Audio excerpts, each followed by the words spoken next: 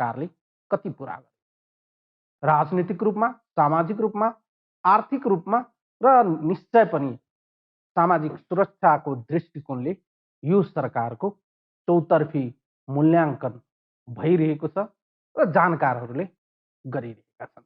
आज हामी यही विषयलाई खोतल्ने प्रयास गर्नेछौँ। यो 3 वर्षको समयावधिभित्र प्रधानमन्त्री केपी शर्मा ओलीज्यूको सरकारलाई फर्केर हेर्दा यो सरकार कति सफल, कति असफल, विकास निर्माणका विषयवस्तुहरू पेपरमा खोज्ने कि वास्तविक यथार्थ ठाउँमा गएर खोज्ने। हामीसँग हुनुहुन्छ पछिल्लो समय राजनीतिक विश्लेषक मात्र होइन, निकै आफ्ना बौद्धिक विचारहरू समष्टिगत रूपमा सञ्चार माध्यममा राखेका विषयवस्तुहरू र एउटा फरक दृष्टिकोण, मौजूदा राजनीतिमा फरक दृष्टिकोण र विचार राख्दै आउनुभएका राजनीतिक विश्लेषक, सामाजिक राजनीतिक विषयवस्तुका जानकार डाक्टर राजेश सोहिराज हामीसँग हुनुहुन्छ। उहाँलाई कार्यक्रममा स्वागत। नमस्कार डाक्टर साहब, कार्यक्रममा स्वागत गर्न चाहन्छु। धेरै कुराहरू छन्, म एक एक गरिकन तपाईँसँग राखौँला। पछिल्लो समय तपाईँका अन्तर्वार्ताहरू विभिन्न सञ्चार माध्यममा आउँदा अरूभन्दा पृथक, सडकमा देखेका आवाजभन्दा भिन्नै र आम मान्छेले सोचेको भन्दा फरक तर्कहरू तपाईँ प्रस्तुत गर्नुहुन्छ। तपाईँको यो तर्क हो कि साँच्चीकै तपाईँले प्रस्तुत गरेका तर्कहरूको बारेमा आम मान्छेले बुझ्न नसकेका कुराहरू, वास्तविकता के हुन्, त्यसपछि म सरकारको बारेमा। आम जनताले बुझेको छ मैले भनेका कुराहरू। पार्टीका अन्धभक्त कार्यकर्ताहरू पक्षीयताका आधारमा बुझेका छन्। नागरिक समाजहरू आफ्ना दाताका आधारमा बुझेका छन्। दलहरू, गुटपतिहरू, जातीय राजनीति गर्ने पात्रहरूले फरक रूपबाट बुझेको छ। तर मैले बोल्ने कुरा भनेको विशुद्ध रूपमा 77 जिल्लाका नागरिकले चाहेको, खोजेको र उनले पाउनै पर्ने कुराहरू मैले बोल्ने हो। र तपाईँलाई थाहा छ कि नेताहरूले पार्टीको कार्यकर्ता बनाउनुको साटो अन्धभक्त लठैतहरू बनाए। सञ्चार माध्यममा पत्रकार जन्मिनुको साटो, पत्रकारिता गर्नुको साटो पक्षकारिताहरू भए। न्यायालय निर्णयालयमा परिणत हुँदै गयो। अपराधीहरू बजारमा घुम्नुभन्दा राजनीतिक दलमा बस्दा बढी सुरक्षित, संरक्षित महसुस गर्दै गए र देशलाई थप विखण्डन, थप घृणा, थप द्वन्द्व, थप गरिबी, थप अराजकताका लागि हाम्रा नेताहरू जनताका लागि राजनीति नगर्दै र जनतासँगै राजनीति गरिदिए, जसको समग्रतामा आज नेपालमा नेपालीहरू भेटिन छाडियो। कोही दलित भेटिए, कोही जनजाति भेटिए, कोही महिला, कोही मधेसी, कोही पछाडि पढेको, कोही उपल्लो जात, कोही तल्लो जात, कोही हिन्दू, कोही क्रिस्चियन, कोही मुस्लिम, एउटा एउटा क्लस्टरमा नागरिकहरू बाँडियो। र त्यसको दोष अहिले देखिएका नेतृत्वमा रहेका पात्रहरू, जसले मेरो देशका लागि बनाएका संविधानमै विखण्डनका बिउहरू रोपिदिए। एउटा देशको संविधानका लागि त्यो देशमा रहेका हरेक नागरिक समान हुन्छन्। यो हाम्रो संविधानले हामीलाई नेपाली भएर सम्बोधन गर्नु पर्थ्यो। तर तपाईँ संविधान पल्टाएर हेर्नुहोस्, ठाउँ ठाउँमा आफ्नै देशको नागरिकलाई, कहीँ दलित, कहीँ जनजाति, कहीँ महिला, कहीँ मधेसी, राज्यका मूल कानुनले नै जब नागरिकलाई खण्डित गर्छ। तपाईँको तर्कहरू सुन्दा सामाजिक सञ्जाल तपाईँको आज म एक एक गरिकन तपाईँको विचारहरूलाई केलाउँदै थिएँ र तपाईँका लेखाइहरूमा आम मान्छेको कमेन्टहरू पढ्दै थिएँ। आम मान्छेलाई तपाईँको तर्कहरू अहिले सुन्दा चाहिँ कतै तपाईँ प्रधानमन्त्री केपी शर्मा ओलीसँग नजिक हुनुहुन्छ, उहाँको बचाउ गर्दै हुनुहुन्छ र उहाँका पक्षमा तपाईँ वकालत गर्दै हुनुहुन्छ भने तर्कना सुनियो। यसलाई तपाईँ कसरी सिक्नुहुन्छ? म गुण र दोषको आधारमा आफ्नो धारणा बनाउने हो। तपाईँले अहिले पनि यदि मलाई सोध्नुभयो कि यो सरकारले राम्रो के गर्यो र नराम्रो के गर्यो भन्नुहुन्छ भने म तपाईँले पनि भन्छु, यो सरकारले कतिपय कुराहरू असाध्यै राम्रो गरे जुन अरूले गर्न सक्दैन थियो। देशको सिमानाका सवालहरूमा, कालापानी लिपुलेखका सवालहरूमा, संसदभित्र फरक भाषा बोल्ने सवालहरूमा, राष्ट्रियताको जग बलियो बनाउने सवालहरूमा, अपराध गरेका नेताहरू पनि थुनिन सक्छ, मान्छेलाई जिउँदै जलाएका नेताहरू पनि थुनिन सक्छ, मान्छे मारेका नेताहरू पनि थुनिन सक्छ, नेता वा पूर्व मन्त्री पनि थुनिन सक्छ। त्यो खालको वातावरण निर्माण गरेको कुरामा भ्रष्टाचारीहरू थुनिनुपर्छ, त्यसका प्रक्रियाहरू अगाडि बढिसके, त्यो सन्देश दिने कुराहरूमा हाम्रो देशमा जातीय क्षेत्रीय वर्गीय दलहरूलाई अब राष्ट्रिय दल हुनुपर्छ भनेर बाध्यात्मक अवस्था निर्माण गर्ने सवालमा यो सरकारले ठोस कदमहरू चालेको छ। यसका परिणाम तत्कालै नदेखे पनि बिस्तारै बिस्तारै देखिन थाल्छ। तर आउँदैछु, तर यो सरकार चाहिँ चुकेको छ, रङ्गभेद अन्त्य गर्ने कुरामा चुकेको छ, संरचनागत रङ्गभेदका सवालमा यो सरकार चुकेको छ, मेरिटोक्रेसीका सवालमा यो सरकार चुकेको छ। मधेसले ढलान भएको सडक मागेको होइन, मधेसले कल्भर्ट पुल इनार मागेको होइन, मधेसले मागेको भनेको समभाव थियो, समानता थियो, साझापना थियो। तर नेपाली काङ्ग्रेसको सरकार हुँदा जुन तहमा मधेसीले स्थान पाएको थियो, यो सरकारले त्योभन्दा धेरै गुणा कम मधेसी समुदायका मान्छेलाई स्थान दिएको छ। एक गरी आज चाहिँ तपाईँलाई तिरफार गर्नलाई आग्रह गर्न चाहन्छु डाक्टर साहब। तपाईँले यो सरकारको राम्रा कुराहरू पनि बताउनुभयो, नराम्रा कुराहरू पनि बताउनु। तपाईँले बताएकै कुराहरू सुशासनको विषय, समृद्धिका विषय र करप्सनलाई कन्ट्रोल गर्ने विषय, झट्टै हेर्दा प्रधानमन्त्रीज्यूको शैली प्रतिपक्षी र विरोधीलाई तर्साउनलाई या ठिक गर्नको लागि चाहिँ करप्सन नियन्त्रणका प्रयासहरू गरेको देखिने, तर त्यही केसहरूमा आफ्ना नजिककाहरू पर्दा त्यसलाई काखी च्यापेको चाहिँ देखिँदैन। त्यो नदेखेको भए मलाई लाग्छ गोकुल बास्कोटाजी फेरि सञ्चार मन्त्री भइसक्नु पर्थ्यो। त्यो नदेखेको भए उहाँको सचिवालयमा कतिपय पात्रहरू राजीनामा दिएर निस्किनु पर्थ्यो, त्यो स्थिति रहने थिएन। त्यो तपाईँले भने जस्तो भइदिएको भए धेरै पात्रहरू जो चाहिँ प्रधानमन्त्री आफ्नो पक्षमा भएकै कारणले सयौं दलालहरू जसरी रुमलिन्थे, जसरी विदेशी निकायका मान्छेहरू सिंहदरबार बालुवाटार कुदिरहन्थ्यो, त्यो सङ्ख्याहरू आज पनि उत्तिकै हुन्थ्यो। तर उहाँले त्यस्तो गर्नु भएन। हेर्नु, जुन ठाउँमा भ्रष्टाचारका विरुद्धमा अभियान थालिन्छ त्यही ठाउँमा भ्रष्टाचारको चर्चा बढी हुन्छ। नत्र टेबुल मुनि लिने र दिने सहमत भउन्जेल भ्रष्टाचारको विषय बाहिर आउँदैन। यदि प्रदेश नम्बर 2 मा वा सरकारमा भ्रष्टाचारका कुराहरू बढी गति लिएर बाहिर आएको छ भने तपाईँ ढुक्क हुनुहोस्, अपरेसन जारी छ। हो, 240 वर्षदेखिका थाँतिरहेका कुराहरू, 2007 सालदेखिका अनुशासनहीनताका कुराहरू, 46 साल पछिका राजनीतिक उदण्डताका कुराहरू र जनयुद्धको नाउँमा थालिएका अपराधका कुराहरू एकै दिनमा एउटै सरकारले, एउटै प्रधानमन्त्रीले एकै रातमा सक्नुपर्छ भन्ने मेरो मान्यता होइन। तर आज यो सरकारले जुन किसिमका फाइलहरू खोल्न थालेको छ, अदालतले पत्राचार थालेको छ, मात्रा कम होला, स्लो होला, बढी होला, त्यो म जान्दिनँ, बिस्तारै त्यो क्रम लिएला। तर जुन काम यो सरकारले गरेको छ, अरू व्यक्ति भइदिएको भए अनुमान पनि गर्न सक्दैन थियो होला कि अख्तियारका महाभ्रष्ट पात्रलाई, पूर्व आयुक्तहरूलाई थुन्न सक्ने, भएका आयुक्तलाई कारबाही गर्न सक्ने, जिउँदै भट्टीमा मान्छे जलाएका पात्रलाई कारागार हाल्न सक्ने, बम विस्फोट गरेर मारेका नेतालाई यतिका बीच पनि डाक्टर साहब निकै चर्चाको विषय रह्यो। म यो विषय आइहाल्यो सुरुमै जोड्न चाहे। यतिका बीच पनि यतिकान ओम्निकान स्वास्थ्यमा चाहिँ स्वास्थ्य सामग्री खरिद गर्ने प्रकरणका विवाद, 33 किलो सुनकान लगायतका विषयवस्तुहरू छन् जसमा चाहिँ अझै पनि शङ्का गर्ने र प्रश्न गर्ने ठाउँहरू प्रशस्त देखिन्छ। म सहमत छु र म के पनि सहमत छु भने यी जति पनि चर्चाका विषय बजारमा आएको छ, अपराधका सवालमा, अनुशासनहीनताका सवालमा, भ्रष्टाचारका सवालमा र ती पात्रका सवालमा, कि फलानु व्यक्तिले यो अपराध गर्यो भनेर। यो सरकारले त्यो अपराध भएको हो वा होइन ब्ल्याक एन्ड व्हाइटमा जनतालाई सार्वजनिक गर्नुपर्छ। यदि अपराध भएको छ भने व्यक्ति जोसुकै होस् दण्डित हुनुपर्छ।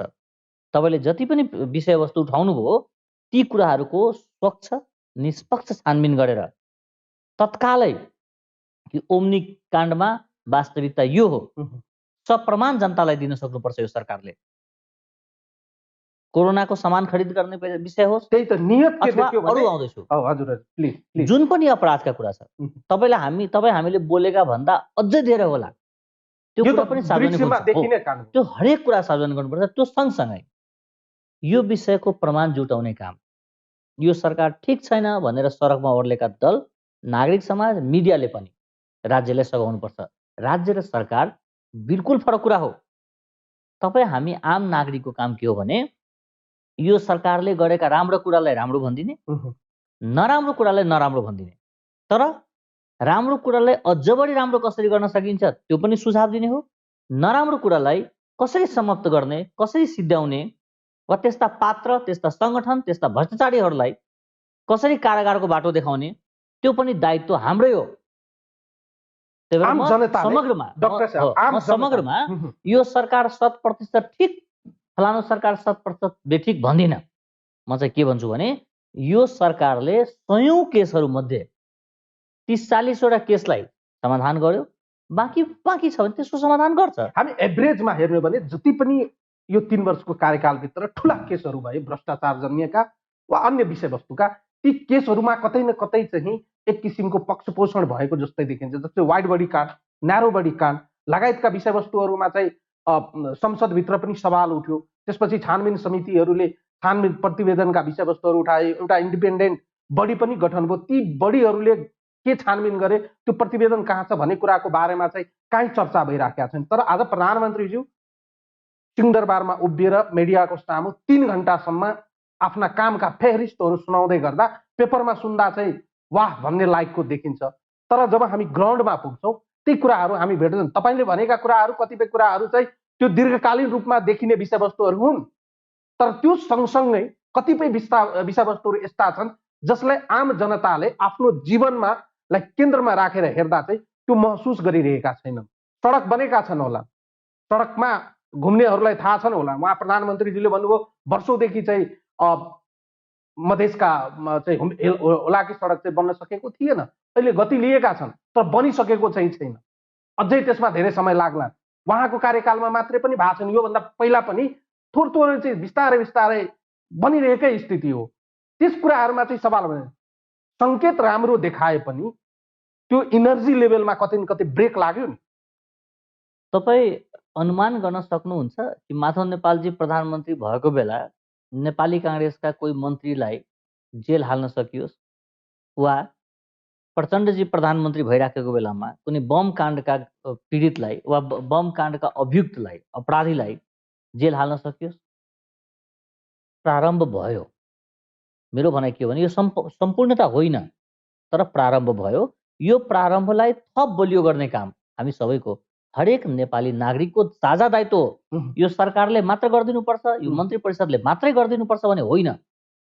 हामी हरेक नेपाली जसलाई यो देश साझा र समृद्ध चाहिएको छ त्यो हरेक नेपालीको साझा दायित्व हो कि सरकार यो ठाउँमा गलत भइराखेको छ यहाँ सुधार होस्, यो फलान ठाउँमा अपराध भयो सुधार होस् र सब प्रमाण अगाडि बढ्नुपर्छ।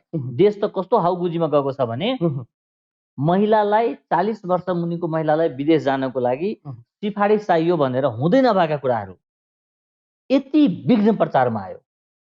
कतिपय कुराहरूको प्रमाणै हुँदैन तर हाउगुजी यति बढी हुन्छ कि मान्छेले त्यसमा तर्क र वितर्क गरेर एकातिर राज्यको निकायले प्रेस विज्ञप्ति सार्वजनिक गरेर भन्छ कि यो बनेको छैन यो छलफलको विषय मात्र हो। तर मान्छेले त्यो विषयलाई लिएर सडक तताउने समाज खण्डित गर्ने समाजमा गलत इम्प्रेसन दिने र मान्छेलाई द्वन्द्वतर्फ उन्मुक्त गर्ने काम पनि गर्छ। त्यही भएर त्यसरी जानु हुँदैन। हामीले चाहिँ सहीलाई सही र गलतलाई गलत भन्नुपर्छ। हो यो सरकारले संरचनागत रङ्गभेदलाई निरन्तरता दिएको छ त्यसमा कहीँ दुमत छैन। यो सरकारले आत्मीय एकीकरणमा बल पुर्याउन सकेको छैन। यो सरकारले भौतिक विकासलाई नै सबभन्दा ठुलो प्राथमिकतामा राखेको छ। यो ठिक होइन। नागरिकलाई अपनत्व सहितको विकास भएन भने त्यो विकासको कुनै अर्थ हुँदैन। यो सरकारको 3 वर्षको बजेट चाहिँ हामीले हेर्यौं। यो सरकारले आफैले प्राथमिकता तय गर्यो। यो सरकारले संविधान निर्माणपछि निर्वाचित प्रधानमन्त्री भइसकेपछि प्रधानमन्त्रीज्यूले पहिलो वर्षलाई संहिता र संविधान कार्यान्वयन एवं कानुन निर्माणको आधार वर्षको रूपमा घोषणा गरेका थिए। कतिपय कानुनहरू अन्तिम समयमा आएर बनेकै पनि हो, प्रयास पनि गरेको देखिन्छ। दोस्रो वर्षलाई सरकारले विकास र समृद्धिको आधार तयार पार्ने वर्षको रूपमा घोषणा गरे। तेस्रो वर्षलाई विकास र समृद्धिको गति लिने वर्षको रूपमा चित्रण गरे। यो 3वटा विषयलाई एक ठाउँमा राखेर हेर्दा भने जस्तै आफैले चाहिँ तय गरेको लक्ष्मण रेखा प्रधानमन्त्रीज्यूले चाहिँ कति पार्नु? धेरै हदसम्म सफलता प्राप्त गर्न सक्नु भएन। त्यसका पछाडि कोरोनाको अवधि पनि होला, त्यसका पछाडि अन्तर्दलीय स्वार्थ सङ्घर्ष पनि होला, र त्यसका पछाडि गुटपतिहरू पनि होला, अंशको राजनीति होला। त्यसका पछाडि मेरो गोजीकै मान्छेलाई नियुक्त गर्ने जबसम्म बाचा हुँदैन तबसम्म म त्यो समितिहरू पूर्णता हुन दिन्न भन्ने स्वार्थ पनि होला। कतिपय ठाउँमा मैले पहिल्यै पैसा बोकिसकेको छु, त्यो मान्छेलाई नियुक्ति भएन भने मैले फिर्ता दिनुपर्छ, त्यही मान्छेलाई नियुक्ति हुने ग्यारेन्टी नगरुन्जेल म बैठकमा आउँदिनँ भन्ने कुरा पनि होला। तर समग्रतामा सोचौँ कि आम नागरिकले, देशको जनताले जुन तहको विश्वास नेकपालाई दिएको थियो, माओवादी र एमालेलाई दिएको थियो, त्यसको क्षयीकरण गर्ने काममा आज जुन किसिमको क्षयीकरण भइराखेको छ, यो क्षयीकरणको क्षति प्रधानमन्त्री केपी शर्मा ओलीजीले मात्रै बेहोर्ने र प्रचण्डजी चाहिँ चोखिने, माधव नेपालजी चोखिने होइन। यो अन्तर्द्वन्द्वले, स्वार्थ सहितको सङ्घर्षले जुनसुकै पक्ष जिते पनि यो देशमा कम्युनिस्ट हार्छ, यो देशमा जनताको विश्वास हार्छ। आम नागरिकले 2/3 मतले यो नेता ठेक्न सक्दैन, यिनका काँध बलियो छैन, यिनीहरू योग्य होइनन् भनेर व्यवस्थामाथिको अविश्वास पनि अगाडि बढाउँछ। र व्यवस्थामाथिको अविश्वास भयो भने अमुक नेता सिद्धिने र बाँकी जोगिने पनि होइन। यो सामूहिक रूपबाट नेतामाथिको अविश्वासले सामूहिक रूपमा यिनीहरूलाई सामाजिक स्वीकृति गुम्न बाध्य हुन्छ र सामाजिक स्वीकृति गुमिसकेका नेताहरू बाटोमा हिँड्न सक्दैनन्। उनका परिवारका मान्छेहरू, सदस्यहरू शिर उठाएर हिँड्न सक्दैन, देशमा आक्रोश बढ्न सक्छ। त्यही भएर आजको स्थितिमा नागरिकलाई द्वन्द्व र घृणातर्फ लाने, आजको स्थितिमा नागरिकलाई द्वेष बढाएर, उत्तेजना बढाएर हत्या हिंसातर्फ उन्मुख गराउने अभिव्यक्तिहरू आजको मितिमा सञ्चार माध्यमका थुप्रै साथीहरू एउटा पक्षमा बसेर आफूलाई निष्पक्ष भएको दाबी गर्ने, लेन्स र आइना बीचको फरक नबुझेका नागरिक समाजहरू नेता बीचको झगडामा हामी यो पक्ष र हामी त्यो पक्ष भनेर कुर्लिनेहरू, यो असफलताको साझा व्यवहार बेहोर्नुपर्छ।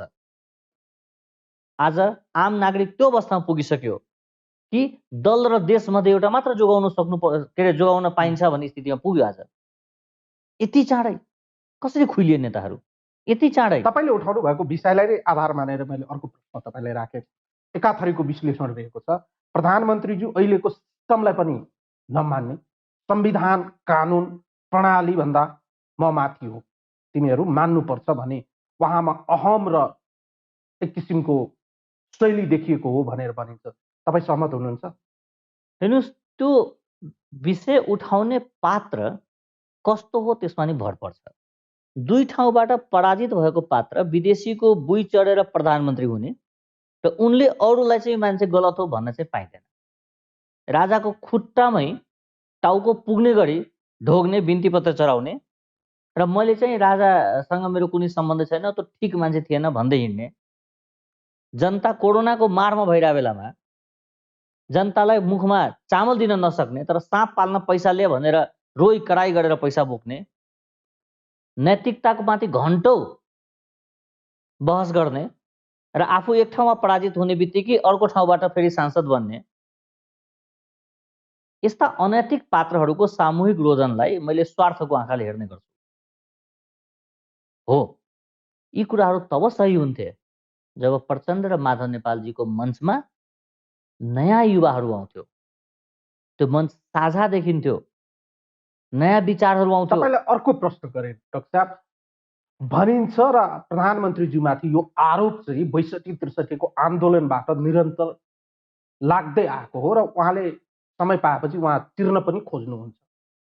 यो प्रणालीप्रति, अहिलेको उपलब्धिप्रति प्रधानमन्त्रीज्यूले कहिले पनि अनरसिप लिनु भएको छैन, अथवा संहिता, समावेशिता लगायतका विषयवस्तुहरू प्रधानमन्त्रीज्यूको इच्छा चिताएको विषयवस्तुहरू होइनन्, उहाँहरूले मन पराएको विषयवस्तुहरू होइन। हिजो पनि स्वीकार गर्नुभएको थिएन, आज चाहिँ उहाँले यो परिवर्तनसँगै आउनु पर्दा स्वीकार गर्नु पर्यो बाध्यता। आज उहाँ यही सिस्टमको हेड अफ द स्टेट, प्रमुख व्यक्ति भइरहनु हुँदा कतै प्रणालीलाई नसुकारेको व्यक्तिको हातमा देश जाँदा यो आउनु स्वाभाविक थियो भने एक किसिमको तर्कना रहेको छ मार्केटमा। यो तर्कनालाई कसरी हेर्ने? संविधान, व्यवस्था र प्रणालीहरू जुन तपाईँले इङ्कित गर्दै हुनुहुन्छ, यी भनेका देश र जनताका लागि। जनतालाई नरुचाएका प्रणालीहरू जनताले फाल्छ। जनताका लागि नल्याइएका र जनताले अनुभूति नगरेका नेताहरू जनताले फाल्छ। र मेरो बुझाइ के हो भने संघीयता, यो संरचनावाला गणतन्त्र, मै बाँचुन्जेल प्रधानमन्त्री भइराखौँ वाला धर्मनिरपेक्षता जनताले मागेको थिएन। यो जनतासँग गरिएको सिधा सिधा ठगी हो। जतिखेर यी दलहरू निर्वाचनमा गएका थिए, यिनका घोषणापत्रमा, यिनका अभिव्यक्तिमा हामी राजा हटाउँछौँ, हिन्दू धर्म हटाउँछौँ, हामी यो खालको संहिता ल्याउँछौँ भनेर कसैले बोलेको थिएन। कहाँबाट आयो? किन आयो? जनताले दिएको अधिकार भन्दा 1 इन्च पनि बाहिर जाने अधिकार जनप्रतिनिधिसँग हुँदैन। जनताले कर यस कारणले तिरेको हुन्छ जनप्रतिनिधिलाई कि तिमीलाई मैले मत दिएको छु, यो काम गरेर आऊ भनेर। त्योभन्दा बाहिर गएर गर्ने काम हुँदैन। आज तपाईँ संविधानका कुरा गर्नुहुन्छ, मलाई अहिले पनि सम्झना छ कि संसदभित्र 82 जना मान्छे गोजीबाट नाम निकालेर राखिदियो। यी मान्यजी भइहाले उनीहरू, लोगो लगाइहाले उनीहरू। के जनप्रतिनिधि थिए? कहाँबाट जितेका थिए तिनीहरू? कसैको सनकको भरमा मान्छे नियुक्ति गर्ने र जनप्रतिनिधि नभएका पात्रहरूले बनाएको संविधान अरूले मानिदिनु पर्ने? गोजीबाट निस्केका पात्र मान्य भइहाल्ने र ती मान्यजीले अरूलाई चरित्र सिकाउने? पाइँदैन। संस्कारको कुरा गर्नुभन्दा अगाडि, अनुशासनको कुरा गर्नुभन्दा अगाडि, अरूलाई शिक्षा दिनुभन्दा पहिला आफ्नो चारित्रिक शुद्धता हुन जरुरी छ। र मेरो बुझाइ के हो भने अहिले जति पनि व्यक्तिले माइक समातेर प्रधानमन्त्री गलत हो, प्रधानमन्त्री गलत हो भन्दैछन्, ती व्यक्ति नै सही छैनन्। त्यही भएर उहाँको एजेन्डा अगाडि जाँदैन। बाँकी सब बेठिक, प्रधानमन्त्रीजीले भनेको कुरा, गरेका कुराहरू सबै ठिक? म भनिनँ। मैले के चाहिँ भने यति पहिलादेखि नै यो देशमा रहेका विदेशीहरूको हाउबुजी, यो देशमा रहेका जातीय, क्षेत्रीय, वर्गीय कुण्ठाका कुराहरू, यो देशमा रहेका घृणाको राजनीति, हिंसाको राजनीति लामो समयदेखि अभ्यास हुँदै आएको विनिङ बाई डिफल्टको पोलिटिक्स, त्यो 2 वर्ष 3 वर्षमा कसरी समाधान हुन्छ? कमसे कम यिनले प्रयास त गरे। अरूले त प्रयास पनि गरेको थिएन। हो, यिनको प्रयासले पूर्णता पाएन। त्यो स्वाभाविक थियो, किनभने प्रधानमन्त्री केपी शर्मा ओलीकै पार्टीका व्यक्तिहरूले 500-600 पटक बैठक गरेर आफ्नै पार्टीका विरुद्धमा, आफ्नै कार्यकर्ताका राजनीतिक भविष्यका विरुद्धमा, आफ्नै पार्टीले जनताले दिएको मतको विरुद्धमा, जनताको विश्वासको विरुद्धमा उहाँहरू लाग्नुभयो। यो राजनीतिक व्यतिथि निम्त्याउने अहिलेको सम्पूर्ण दोषी नेकपाको तलदेखि माथिसम्मकै कार्यकर्ता हुन् नि, हैन र? त्यसमा नेकपामा प्रधानमन्त्री ओलीज्यूलाई एकातिर राखेर, प्रचण्ड र माधव नेपाललाई एकातिर राखेर, उहाँहरूको टप कोड लिडरसिपलाई चाहिँ त्यहाँबाट चाहिँ उचिट्याएर राखेर हामीले आरोप प्रत्यारोप गर्नु उचित नहोला, तर समग्र दोषी त उहाँहरू हो नि। यो राजनीतिकलाई, अहिलेको यो राजनीतिक उपलब्धिलाई संस्थागत गर्ने, एउटा संस्कारी पोलिटिकल कल्चर डेभलप गर्ने दायित्व पनि उहाँहरूको थियो नि। उहाँहरूले त अहिले चाहिँ यो राजनीतिकलाई व्यतिथिमा परिणत गर्ने बाटोतिर मुलुकलाई लैजाने काम गर्नु भएको छ नि। कार्यकर्ताहरूको मौनता र नेताहरूको निर्लज्जता को सामूहिक परिणाम हो यो कि आज देशमा आम नागरिकलाई संघीयताप्रति वितृष्णा बढ्दै गएको छ, लोकतन्त्र गणतन्त्रप्रति वितृष्णा बढ्दै गएको छ, नेताप्रति वितृष्णा बढ्दै गएको छ। नेताबाट आम जनताले के सिक्ने? ट्याक्सी चलाउन सिक्ने, रेलिङ भाँच्न सिक्ने, कि बन्द गरेर व्यापारहरूलाई चौपट गराउन सिक्ने, कि कसले दुःख पाएछ सबैको गाडी बन्द गरेर आफ्नो गाडीमा घुम्न सिक्ने? हामीले नेताबाट के सिक्ने? एक ठाउँबाट जनताले पराजित गरिसकेपछि त्यो जनमतको अपमान गरेर अर्को ठाउँबाट फेरि मान्य बन्न सिक्ने, अथवा झुट बोलेर जनता ठगेर सधैँ विजित भएर आउने र फेरि अर्को नयाँ झुट बोल्ने? हामीले के सिक्ने? नेताबाट जनताले सिक्नुपर्ने अवस्था वा त्यो वातावरण उहाँले बनाउन सक्नु भएन, कुनै पनि पार्टीले बनाएन। आज यो देशमा नागरिकको इच्छा बमोजिमको सरकार चलाउन कुनै पनि दल सक्षम छैन। तपाईले नेकपाको कुरा गर्दै हुनुहुन्छ, कांग्रेसतिर हेर्नुस् कि आजसम्म कांग्रेसले वा कांग्रेसको कुनै पनि बुद्धिजीवी वर्ग संगठनले, कुनै पनि भातृ संगठनले जनताका लागि के गरेको तपाईलाई थाहा छ? यो बीचको कुरा गर्दैछु म। कोरोनाको भुकमरी, अभाव, व्यथिति, नेपाली कांग्रेसले नेपालको 77 जिल्लाको कुनै पनि एउटा गाउँपालिकाको, कुनै पनि एउटा टोल यो भ्रष्टाचार मुक्त हो, हामीले इक्जाम्पलको रूपमा यो राखेको भन्न सक्यो? मधेस केन्द्रित दलले आफ्नै सरकार भयो भने हामीले यो गर्छौं त्यो गर्छौं भन्थ्यो। आज आफ्नै सरकार भइराख्दा मलाई एउटा गाउँपालिकाको नाम बताउनुस् जसको वडा सदस्यदेखि लिएर अध्यक्षसम्म मधेसी होस्, मधेसी दलकै होस्, तर त्यो ठाउँ भ्रष्टाचार मुक्त होस्, त्यो ठाउँको बजेट कम से कम 70% मात्रै भए पनि जनताको लागि खर्च भएको होस्। छैन। जनताको एंगलबाट हेर्दा डाक्टर साहब, जनताको एंगलबाट हेर्दा मुलुकमा लामो राजनीतिक आन्दोलनहरू भए। 62-63 पछि चाहिँ 2072 सम्म आउँदा हामीले एउटा संविधान बनायो र राजनीतिक दलहरू यिनै हुन्। यिनै नेताहरूले हामीलाई बताएका थिए कि अब राजनीतिक आन्दोलनको समय सिद्धियो, अब मुलुक नयाँ युगमा प्रवेश गर्यो। तर आज फेरि घुमी फिरी रुम्जाटार भने झै दलका नेताहरू त्यही आइपुगेका छन् जहाँ हिजो थिए। आम जनताले 2/3 बहुमत बारम्बार समय अगावै निर्वाचन गराउनलाई दिएको होइन होला नि त डाक्टर साहब। 47 सालको संविधान ठीक छैन भन्ने र त्यो संविधान बमोजिम मन्त्री भएका व्यक्तिहरू फेरि ठीक भइहाल्ने, व्यवस्था परिवर्तन भइराख्ने तर पात्र चाहिँ तिनै भइराख्ने।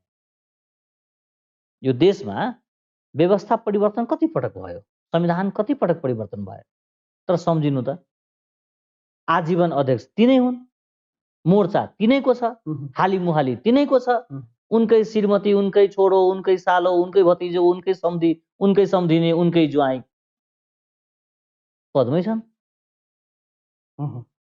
यो त के हो भने मिलेर लुट्ने, छुट्टिएर रुने, जनतालाई ठग्ने, जनतालाई ढाँट्ने, मधेसीलाई पहाडी विरुद्ध बोल्ने, पहाडीलाई मधेसी विरुद्ध बोल्ने, हिन्दूलाई मुस्लिम विरुद्ध बोल्ने, मुस्लिमलाई हिन्दू विरुद्ध उचाल्ने, जनतालाई सधैँ प्रदर्शनको विषय बनायो। नागरिक भनेको सम्मानको विषय हो, प्रदर्शनको विषय होइन। तर आज हेर्नुहोस् त, हरेक पक्षले जनता, म तपाईको प्रश्नको जवाब दिँदैछु। जुन पार्टीको नेताले मैले 1 लाख कार्यकर्ता, 1 लाख जनताले ल्याए आम सभा गर्यो भनेर आज टेलिभिजनमा देखाउँदैछ, उनले विगत 15 वर्षमा त्यसको 10%, 1 लाखको 10% मान्छेलाई, कार्यकर्तालाई वा जनतालाई ल तपाईहरु भ्रष्टाचारका विरुद्धमा लाग्नुस्, मेरो साथ रहन्छ भनेको मैले कहिले सुन्न सकिनँ।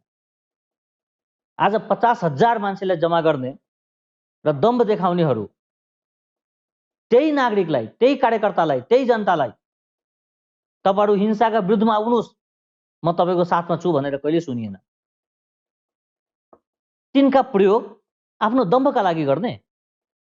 यो देश जनताको नेता मात्रको होइन। संविधानमै लेखेको छ डाक्टर साहब, यो राज्य सत्ताको प्रमुख शक्तिको स्रोत भनेको आम जनता हो। तर यहाँ जनता कमजोर देखिने, जनता लाचार देखिने, जनता त्राहिमामको स्थितिमा हुने, जनता भयावह स्थितिबाट गुज्रिँदा पनि जनतालाई चाहिँ उद्धार गर्ने, जनतालाई म छु भनेर वास्तविक रूपमै ढाडस दिने स्थिति छैन। सरकारले कोही भोकै मर्दैन, कोही चाहिँ नाङ्गा रहँदैनन् भनेर नारा त दिने, तर तपाईँले भने जस्तो तपाईँ जुन जिल्लाबाट प्रतिनिधित्व गर्नुहुन्छ, छिमेकी जिल्लामा बोर्डर क्रस गरेर खान नपाएर चाहिँ क्यान्टन के अरे तत्कालीन अवस्थामा मान्छे मरेको होइन, खान नपाएर। तपाईँ नेतालाई दोष देखाउँदै हुनुहुन्छ। शक्तिशाली नेता हुने, जनता किन कमजोर हो? तपाईँले नेतालाई दोष देखाउँदै हुनुहुन्छ। म त त्योभन्दा अझै एक स्टेप माथि छु। त्यो चाहिँ के हो भने नेता मात्रै दोषी होइन, तपाईँ हामी जस्ता बुद्धिजीवी पनि उत्तिकै दोषी हौँ कि एकै दिन नेताले आफ्नो मपाईको बारेमा भाषण गरिराख्दा त्यही दिन एयरपोर्टमा 18वटा लास आएको थियो। श्रमिकहरूको जसको रेमिटेन्सबाट देश चल्छ, त्यो श्रमिकको लास एयरपोर्टमा आइराख्दा न क्यामेरा गयो, न नागरिक समाज गयो, न बुद्धिजीवी गयो। नेता जाने त पढको कुरा हो। तपाईलाई फेरि अर्को प्रसङ्ग जोडे डाक्टर साहब। हाम्रो समाज राजनीतिकरण भयो, राजनीतिकरण भएन, दलीयकरण भयो। हामी दलीयकरणमा बढी विश्वास गर्यौं। हाम्रो समाज दलीयकरण भएको कारणले गर्दा पार्टीको झन्डा बोक्यौं, तर राजनीतिकरण, राजनीति मुद्दालाई हामीले बुझ्न सकेनौं। हाम्रो आवश्यकताका मुद्दालाई हामीले बुझ्न नसकेको, राजनीति समाज दलीयकरण भएकै कारणले यो भयावह स्थितिको हामीले साक्षी हुनु परेको।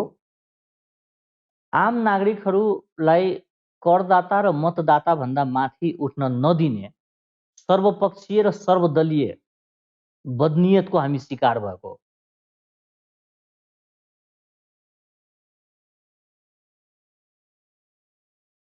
कांग्रेस खराब छ, त्यही भएर हामीले पार्टी खोल्यौं भन्ने, र त्यो पनि उत्तिकै खराब भएर निस्किने। एमाले मधेस विरोधी हो भन्ने, मधेसमा गएर भोट लिने, फेरि त्यही एमालेको खुट्टामा त्यो भचरा 2-4 मन्त्रालय मागिहाल्ने, 2-4 राजदूतको सिट बेचिहाल्ने। बिचौलियाहरू, बहुरूपियाहरू यति धेरै भए कि हामी छुट्याउनै सकेनौं को हाम्रो लागि हो र को होइन भनेर। हाम्रा प्रतिनिधिहरू निधिपति भएर निस्के। राजनीति त देश र जनताको लागि हुनुपर्छ।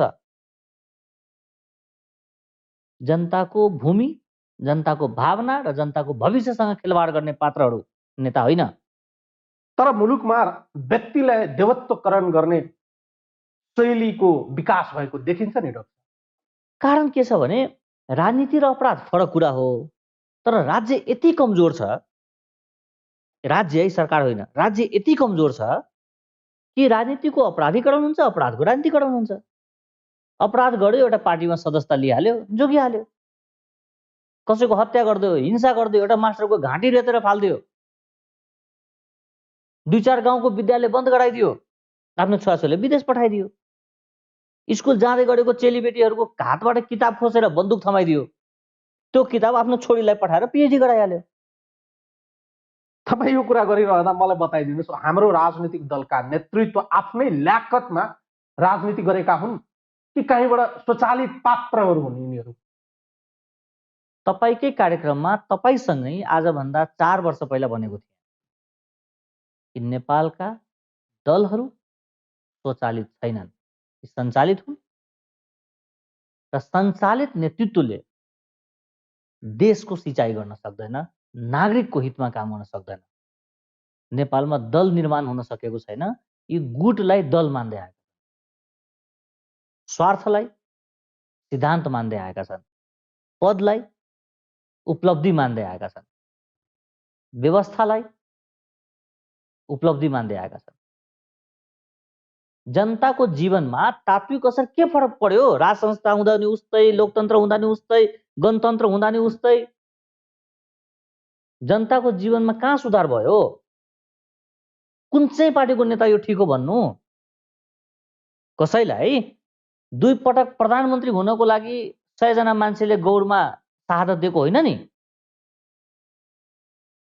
कसैलाई फलानु बाबु चाहिँ मन्त्री हुनु पर्यो भनेर मधेसमा त्यत्रो आन्दोलन भएको होइन नि।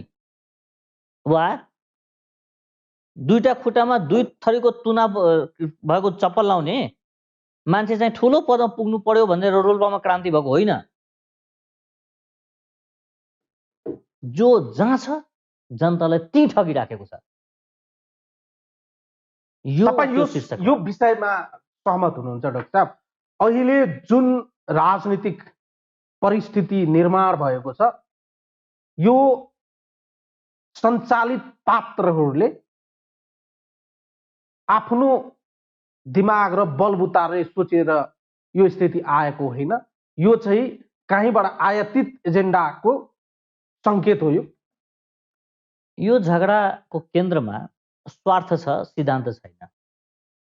नभए सिद्धान्त भएको भए यो सरकारले संसद विघटन गर्यो, प्रतिनिधि सभा, जागिर 1 वर्षको बाँकी छ, त्यो बढी छैन।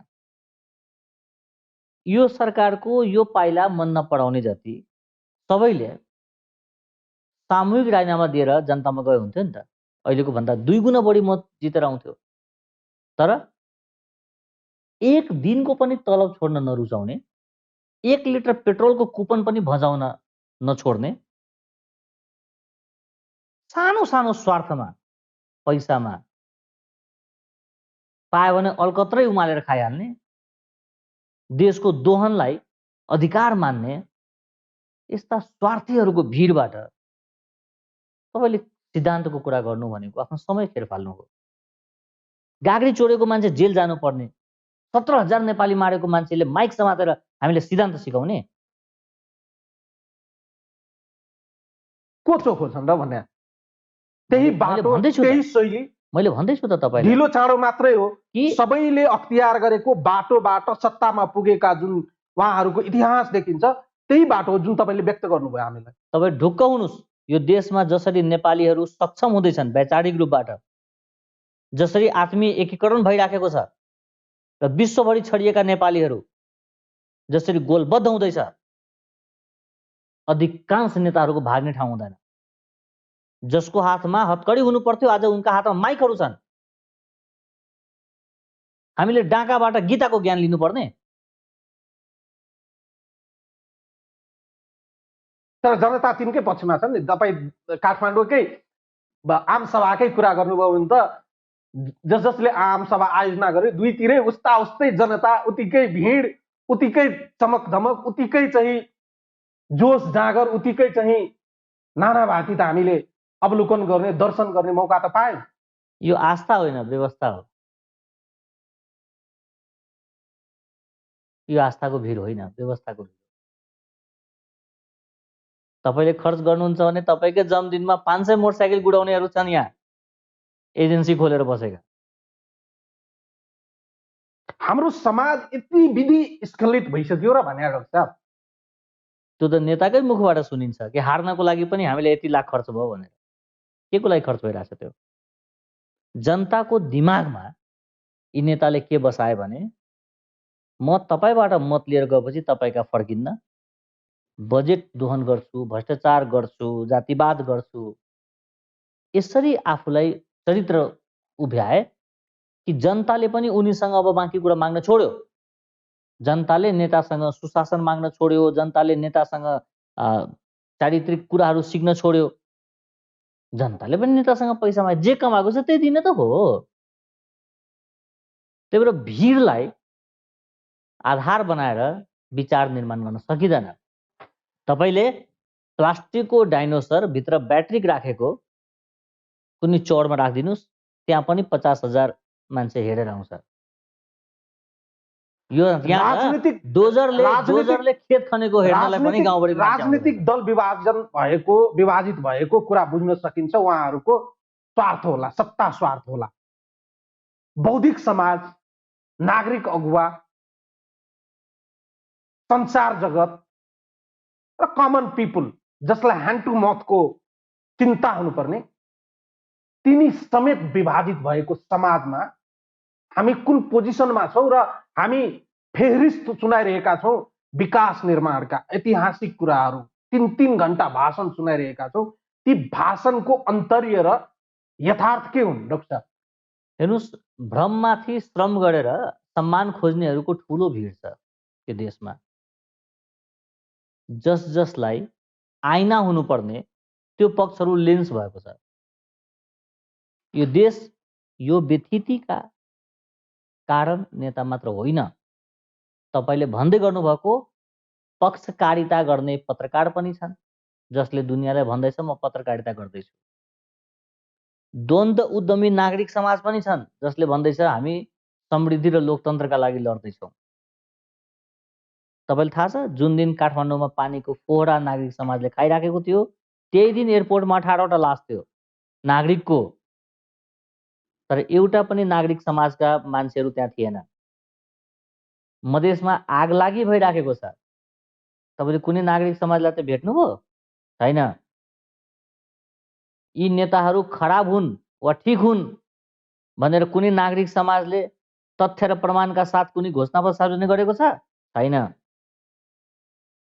यी त नेताका भडिया हुन्, जसलाई तपाईले नागरिक समाज भन्दै हुनुहुन्छ।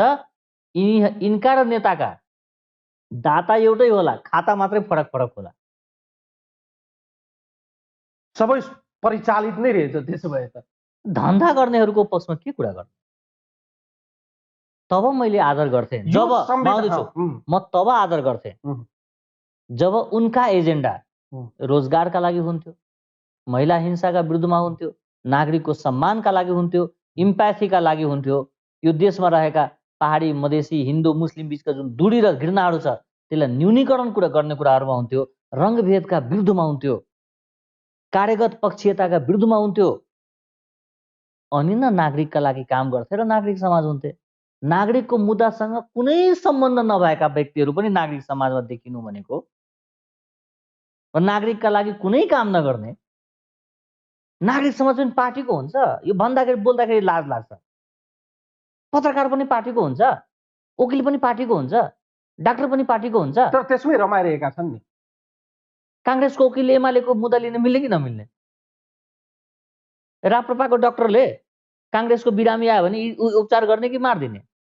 स्वार्थ मिल्यो भन्ने चाहिँ लिन मिल्ने होला। पार्टीको सङ्गठनमा, पार्टीको कार्यालयमा पार्टीका नेताहरूलाई साक्षी राखेर कसम खाने, के को कसम खाने? स्वतन्त्र पत्रकारिताको। निर्लज्जताको पनि हद हुन्छ नि। यिनै पात्रहरू थिए नि डाक्टर साहब। 2072 सालको असोज 3 गते संविधान जारी गर्दै गर्दा भन्दै थिए अब हामी सुध्रियौँ, अब यो संविधानको कार्यान्वयन गर्ने, संरक्षण गर्ने, सम्वर्धन गर्ने, यसलाई लागू गर्ने र कहीँ कतै कमी कमजोरीहरू छन् भने त्यसलाई सुधार्दै जाने। अहिले त आफैद्वारा निर्माण गरिएको संविधानमाथि यिनीहरूले छुरी चलाउने काम गरे भन्न मिल्छ कि मिल्दैन? अलिकति माथि उठेर सोचौँ न।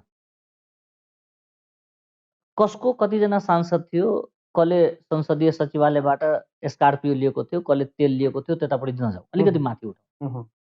समग्रमा भएको चाहिँ के छ? संविधान खारिज भएको हो,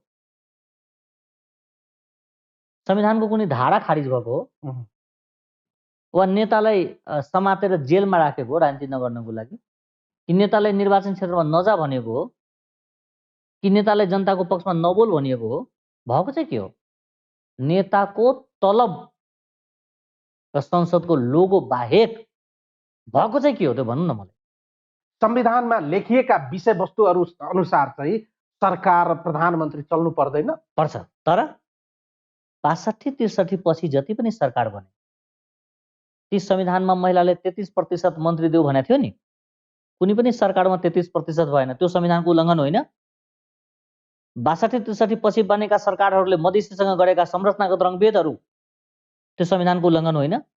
दलितलाई, जनजातिलाई, महिलालाई, पछाडि पारिएको क्षेत्रका नागरिकलाई दिनुपर्ने अवसरहरूमा वञ्चितीकरण गर्दा त्यो संविधानको उल्लङ्घन भएन? संविधानको उल्लङ्घन यो मात्र हो?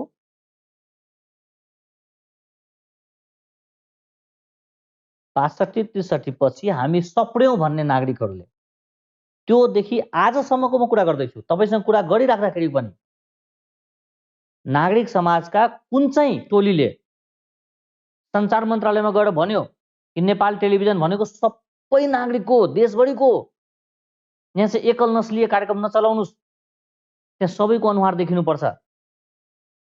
कुन चाहिँ नागरिक समाजले गोरखापत्रमा गएर भन्यो, रेडियो नेपालमा गएर भन्यो, प्रेस काउन्सिलमा सूचना गएर भन्यो कि मधेसका मान्छे खोइ भन्यो? भनेन। महिलाको उपस्थिति भएन। राज्यद्वारा सञ्चालित सञ्चार माध्यममा महिलाले कार्यक्रम पाएको छैन, महिलाको मुद्दा उठेका छैनन्, रोजगारीमा महिलासँग विभेद भएको छ। कसले भन्यो? अहिलेसम्म कुन चाहिँ नागरिक समाजले जसपा पार्टी कार्यालयमा गएर तपाईँ समावेशिताको लागि त्यत्रो आन्दोलन गरेर यति मान्छे मार्नुभयो, तपाईँको 7 जना अध्यक्षमा 1 जना महिला छैन भने कसले भन्यो? काठमाडौँमा चाहिँ जनघनत्वको आधारमा प्रतिनिधित्व खोज्ने जसपाले प्रदेश 2 को सरकारमा क्याबिनेटमा एउटा पनि महिलालाई ठाउँ दिएन। कसैले भन्न गयो? तर यो स्वार्थ सहितका सम्बन्धहरू र भ्रममाथि श्रम गर्ने पात्रहरूको पछि नलाग्नुहोस्। यी सब बहुरूपियाहरू। तर भनिरहेछ नि डाक्टर साहब, प्रणाली नै खत्म भयो वा प्रणाली माथि नै आक्रमण भयो भने यो देश अराजकतातिर जाने खतरा त रहन्छ नि। यो देशलाई सही खतरा यिनै अराजक नेताहरूसँग छ। प्रणाली कहिले खराब हुँदैन, त्यो प्रणालीलाई प्रयोग गर्ने पात्रहरू खराब हुन्छ। प्रणाली आफैमा खराब छैन। विश्वमा धेरै मुलुकहरू छ जहाँ राज संस्था रहेका कारणले विकास भयो। विश्वमा धेरै मुलुक छ जहाँ संघीयता आएका कारणले तपाईँको दरिद्रतामा गयो। विश्वमा धेरै मुलुक छ जहाँ गणतन्त्र आएपछि मुलुक फस्टायो। तपाईको यो निष्कर्ष हो डाक्टर साहब, अहिलेका मौजूदा पात्रहरूले मुलुकलाई अब चाहिँ डोर्याउन सक्दैन, उहाँहरू असक्षम हुनुहुन्छ, उहाँहरू टेस्टेड हुनुहुन्छ, उहाँहरू फेल हुनुहुन्छ र उहाँहरू आम जनताका मनोभाव बुझ्न नसक्ने स्थितिमा हुनुहुन्छ। यस कारणले चाहिँ उहाँहरू अब मुलुकलाई हाँक्न असमर्थ र असक्षम हुनुहुन्छ। आजकै मितिमा उहाँहरूले राजनीतिक सन्यास लिएर पार्टीका सक्षम मान्छेहरूलाई अवसर दिनु भएन भने यी नेता मात्र सिद्धिँदैन, यी पार्टी मात्र सिद्धिँदैन, यो व्यवस्था पनि सिद्धिन्छ। तर दाबी गरिँदैछन्, आज प्रधानमन्त्रीजीको तपाईँ भाषण सुन्नुभयो होला, राजनीतिक रूपमा पनि ठिकठाक, सामाजिक रूपमा पनि ठिकठाक, आर्थिक रूपमा पनि विश्वमै अहिले कोरोनाको कहरको बीचमा कहीँ आर्थिक वृद्धि दर हासिल नगरेको नेपालमा वृद्धि दर हासिल गर्यो भन्नुभएको छ। समृद्धिको हामीले मूल नै फुटाउने बाटोमा अगाडि बढिसक्यौँ। विकास निर्माणको त के कुरा गर्नु, ऐतिहासिक रूपमा कहीँ नभएको कति किलोमिटर त सडकै बनिसक्यो भनेर दाबी गर्नुभएको छ। संहिता कार्यान्वयन भइराखेको छ भनेर दाबी गर्नुभएको छ। सुशासनको बारेमा त झन् लामै फेरि सुनाउनु भएको छ। तर अन्तर्राष्ट्रिय सङ्घ संस्थाहरूले गरेको सर्वेक्षणमा यो देशका मन्त्रीहरू नै सहभागी भएर करप्सनका घटनाहरू हुने गरेको तथ्याङ्कहरू प्रस्तुत गरिरहेका छन्। नेपालका संवैधानिक रूपमा आम जनताको आस्था भरोसाको केन्द्रको रूपमा रहेका हिजोका संस्थाहरूमाथि नै आज आम जनताले छेउबाट जाँदै बाटो क्रस गर्दै गर्दा शङ्का र हेको दृष्टिले हेर्ने गरेका छन्। यस अर्थमा त कुनै एउटा पक्ष त राम्रो भएको अनुभूति गर्नुपर्ने हो नि। 17,000 नेपाली जसका कारणले मरे, जसले मारे, तिनले चोरी हुँदा पनि प्रेस विज्ञप्ति निकाल्न थालेको छ कि चोरी हुनु भनेको अपराध हो। पहाडमा पहिरो जाँदा, गाडी पल्टिँदा, मान्छे मर्दा चाँचु नबोल्ने एउटा जसपा भन्ने पार्टी छ, त्यसले पनि म राष्ट्रिय पार्टी हो भनेर भन्दै हिँडेछ। नेताले के बोल्छन्, कस्तो विज्ञप्ति निकाल्छन् त्यसका पछि जानुहुन्छ भने नेपालका कुनै पनि राजनीतिक दलको घोषणापत्रमा कहीँ पनि खोट लाउने ठाउँ छैन। सबैले समानता, समृद्धि, साझापना, विकास, भ्रष्टाचार मुक्त सबैले भन्ने गरेछ। तर भयो चाहिँ के? समग्रतामा नागरिकले पायो के? आज आफ्नै देशमा आफै असुरक्षित हुनुपर्ने वातावरण छ। परिवार पाल्नको लागि जीव बेच्नुपर्ने बाध्यताहरू छ। घर खर्च चलाउनको लागि विदेश हिँड्नुपर्ने र उताबाट बाकसमा फर्किनुपर्ने बाध्यताहरू छ। दुईटा पार्टीका दुईटा जड्या नालामा खसेर मर्दाखेरि शहीद घोषणा हुनुपर्ने।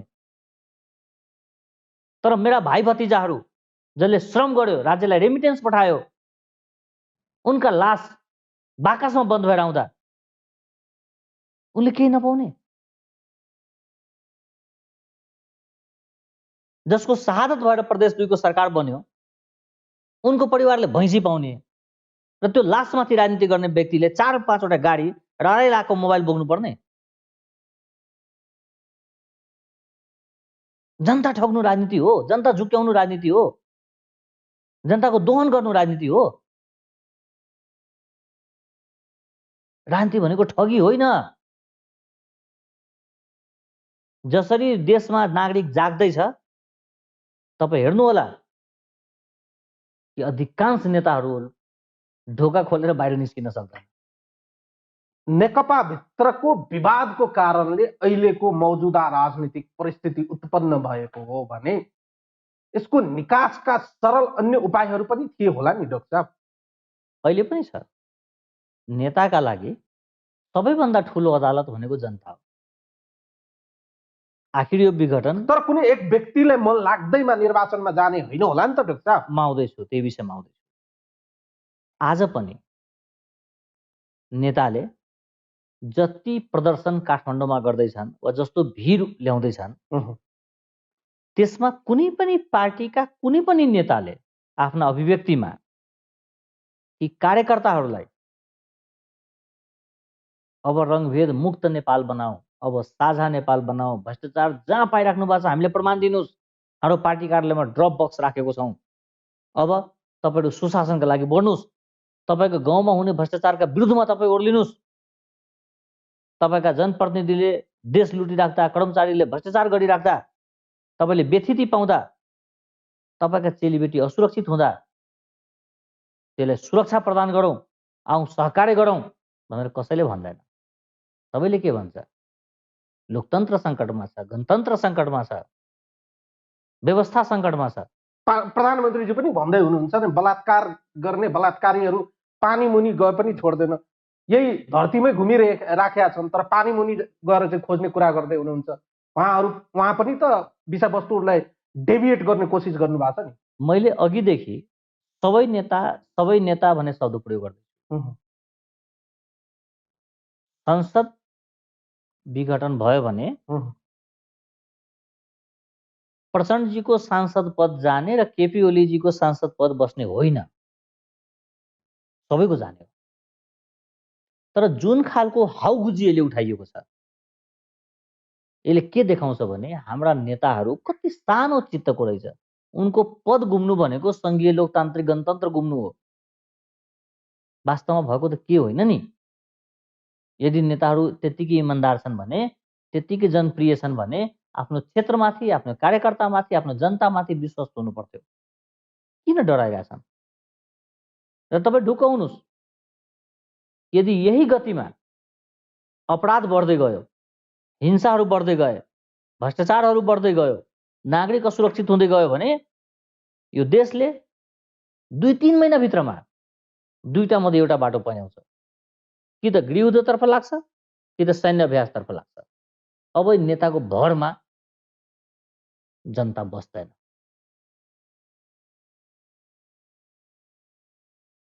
आफ्नै मातृभूमिमा यहाँका धरती पुत्रहरू असुरक्षित हुँदै गएको छ। नेताहरूको विलासी जीवनका लागि जनताले सधैँ कर तिर्दैन। उनका छोराछोरीको रोजगारीका लागि, उनका श्रीमतीको सांसद बनाउनलाई, उनका सम्झिनेलाई मान्य बनाउनलाई अब शहादत हुँदैन। नेताले सप्रेन भने अवश्य दिन्छ। आम जनताले राजनीतिक दललाई, खास गरिकन अहिलेको मौजुदा नेकपालाई प्रचण्ड बहुमत दिएर 5 वर्ष सरकार चलाएर, स्थायी सरकार चलाएर उनले एक लेभलमा माथि लैजाऊ भनेर मतादेश दिएर चाहिँ पठाएकै हो।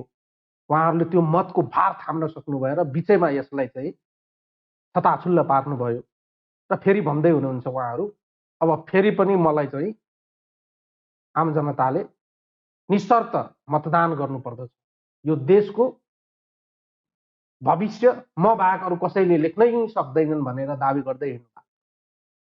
एकपटक दिएको मतको सम्मान गर्न नसक्ने, फेरि पनि जनताले तिनै पात्र र प्रवृत्तिलाई मतदान गर्नुपर्ने? त्यसका प्रधान कारण सामाजिक लेखा परीक्षाका जिम्मेवारी बोकेका पात्रहरूको गुलामीपना हो। जो नेताले यस्तो बोल्छन् उनलाई थाहा छ कि उनको एउटा गोजीमा उनकै पार्टीका दर्जन पत्रकार छ, उनको गोजीमा नागरिक समाज छ, उनको गोजीमा बुद्धिजीवीहरू छन्।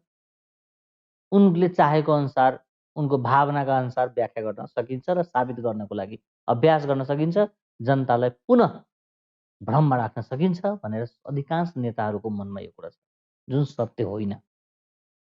अब चाहिँ सत्य होइन। जुन दिन यो देशमा पक्षकारिता गर्ने पत्रकारहरूले पत्रकारिता गर्न थाल्छ, जुन दिन यो देशमा वकिलहरू पार्टीमा होइन न्याय र त्यसको अभ्यासमा विश्वास गर्न थाल्छ, जुन दिन यहाँको डाक्टरहरूले दलको ओत होइन व्यावसायिकताको ओत लाग्न थाल्छ, त्यो दिन बल्ल नागरिकको अधिकारको अभ्यासहरू प्रारम्भ हुन्छ। अहिले त दोहन मात्र भइराखेको छ यो वा त्यो शीर्षकमा। कहिले एउटा पार्टी आएर दोहन गर्छ, कहिले तीबाट फुटेका अर्को आएर दोहन गर्छ, कहिले तिनलाई गाली गर्नेहरू दोहन गर्छ र फेरि तीबाट मिल्दो रहेछ। अहिले त दोहन मात्र भइराखेको छ। त्यही भएर प्रधानमन्त्रीजीले जे काम गरिराख्नु भएको छ, उहाँमाथि जे आरोप लागिराखेको छ, आज बजारमा भन्छन् मान्छेहरू कि बालुवाटारमा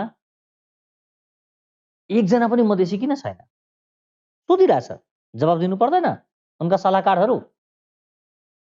आज नेपाल सरकारको सञ्चार मन्त्रालयको 35वटा सिटमा एउटा पनि मधेसीले ठाउँ पाएको छैन। उनका प्रेस सल्लाहकारले सल्लाह दिनु पर्दैन? नस्लवाद भनेको राष्ट्रवाद हो? नस्लवाद र साझापना सँगसँगै हिँड्दैन। र पनि कतिपय त्यही समुदायबाट प्रतिनिधित्व गर्नेहरू जय जयकार गरेर हिँडिरहेका छन् नि। त्यो जय जयकार होइन। गुण र दोषको आधारमा समर्थन गर्नु भनेको जय जयकार होइन। आलोचना गर्नु भनेको शत्रुता होइन। आलोचना गर्नु भनेको त्यो पक्ष सप्रियोस् भनेर चाहना बोकेर बोलेका हुन्। तर आलोचकलाई शत्रु ठान्ने, गुण र दोषको रूपमा व्याख्या गर्दाखेरि विरोधी वा गुलाम ठान्ने। म 2-3वटा प्रश्न गर्छु अनि कार्यक्रमलाई बिट मार्छु। डाक्टर साहब, यो 3 वर्षको समय अवधि हेर्दा प्रधानमन्त्रीको कार्यशैली, उहाँको गति, उहाँको टिम र उहाँको सम्पूर्ण विषयवस्तुहरू, उहाँ जसरी व्यक्त गर्नुहुन्छ, आफ्ना विषयवस्तुहरू राख्नुहुन्छ, उहाँले चुनावी ताका जुन नाराहरू ओह्राल्नु भएको थियो, जति पनि नाराहरू थिए ती नाराहरूको कुरा गर्दा पढ्दा त आहा भन्ने खालका नाराहरू, ती नाराहरू कति नारामै सीमित छन्। कतिपय विषयवस्तुहरू सुरुवातै भएको छैन, कतिपय विषयवस्तुहरू चाहिँ बिस्तारै अगाडि बढेको पनि देखिन्छन्।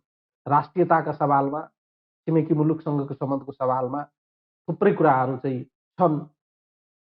कतिपय छिमेकी राष्ट्रहरूले चाहिँ सरकारले नपत्याएकै अवस्था छन्, कतिपयले चाहिँ डाइरेक्ट चाहिँ आएर इन्भल्भमै भएको जस्तो देखिन्छ पनि, लगायतका विषयवस्तुहरू जुन छ।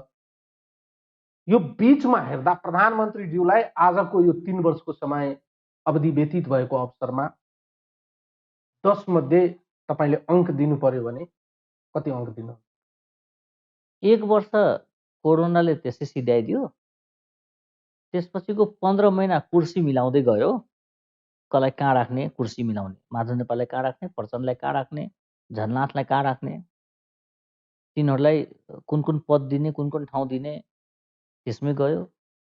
थोरै समय पायो प्रधानमन्त्रीले, म यो कुरामा सहमत छु। प्रधानमन्त्रीले काम गर्नको लागि थोरै समय पाए, तर पाएका थोरै समयमा भित्र संरचनागत रङ्गभेद, कार्यगत पक्षीयता र सामुदायिक असन्तुष्टिले क्षयीकरण गरायो। त्यही भएर नम्बर दिने त काम मतदाताले गर्ला, तर यो सरकारले जनताको विश्वास जित्ने, भ्रष्टाचार मुक्त सरकार बनाउन सकेन भने यो संघीय लोकतान्त्रिक गणतन्त्रका लागि यो अन्तिम सरकार हुन्छ। यहाँबाट मुलुकको अहिलेको वस्तुस्थिति, अहिलेको राजनीतिक व्यतिथि, अहिलेको यो बडखालोबाट तपाईले अघि दुईटा संकेत गर्नुभयो। कति समयपछि यो दृश्यहरू हामीले हेर्न पाउँछौँ? बढीमा 1 वर्ष।